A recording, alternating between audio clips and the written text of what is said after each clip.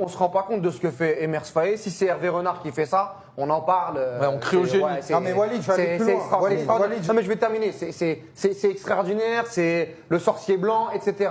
Le mec qui récupère une équipe aux abois avec un groupe qui éclate de partout, avec Gasset qui démissionne d'un côté et viré de l'autre. Il prend le Sénégal. Il fait les bons choix en cours de match contre le Sénégal. Il fait les bons choix en cours de match aussi contre le Mali pour inverser la rencontre. Cette défense à 5, Gradel qu'on va reculer. On fait rentrer Aller et Adingra et Diakité. Les trois sont décisifs sur les deux buts. Encore ce soir, je fais sortir Seko Fofana, je fais sortir Seri très tôt. On a vu Seko Fofana qui était fâché. Mon pote, Seko Fofana ou pas Seko Fofana, même si tu nous as donné la victoire sur le dernier match, je dois renouveler mon milieu de terrain. Et je vais le faire avec des joueurs qui n'étaient pas prévus dans le synopsis de la rencontre. Ça a été positif pour l'équipe.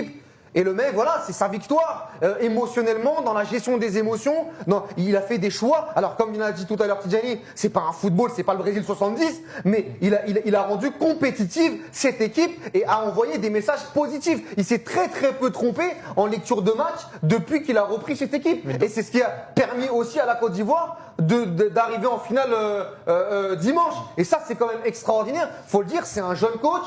Il faut aussi parler de son histoire à Emers Faé. Emers Faé a arrêté le foot parce qu'il a eu des problèmes au cœur. Il a dû être derrière éducateur à Nice. Il a une histoire qui est passionnante, qui est captivante. Et le voir ce soir heureux de cette manière, avec du travail et surtout en croyant en lui et en étant persuadé qu'il était capable de le faire, je trouve ça très beau. Moi.